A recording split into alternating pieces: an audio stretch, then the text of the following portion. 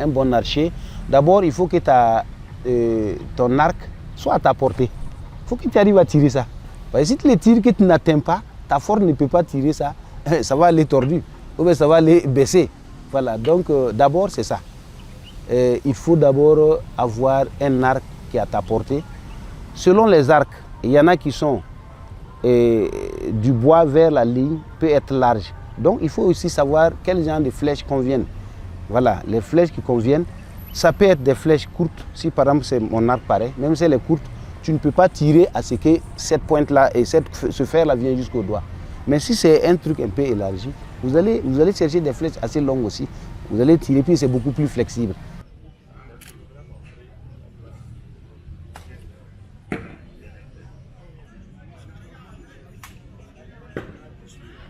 Si tu es marié ou que tu n'es pas marié, en effet, tu ne dois pas être dans les 3 jours qui suivent, tu ne dois pas être ensemble avec ta femme ou en tout cas ton ami pour aller en brousse. On disait que ces horaires pouvaient faire que, puisqu'on arrive à se flécher en brousse. Et donc si tu es dans cette saleté-là, tu peux recevoir une flèche bêtement comme ça là-bas. Et donc il faut être un peu pur en partant. Voilà, donc voilà un peu un des interdits que je peux dire, voilà, qu'on nous a beaucoup chanté ça. Vous voyez que le matin, même entre nous, on ne se salue pas. On peut se saluer à la bouche, on ne peut pas s'attraper les mains. Non, surtout d'une province à une autre. Non, non, non, non, non. Tu peux perdre ta chance, non. On ne peut pas le faire. Parlons pas des femmes. Comme je l'ai dit, c'est-à-dire qu'une femme qui n'est pas une vieille de plus de 45 ans n'a pas besoin qu'il vous bavardie, mais ou bien qu'il te touche. Vous n'allez pas voir un des archers qui est venu ici avec peut-être sa copine. Ils sont collés comme si c'est au maquis partait. C'est pas possible. C'est des trucs voilà, qui sont pas conseillés.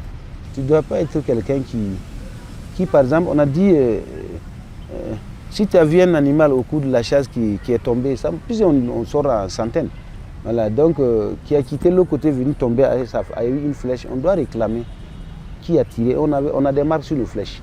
Qui a tiré, même si au loin, là, on doit rechercher la personne, lui remettre son animal.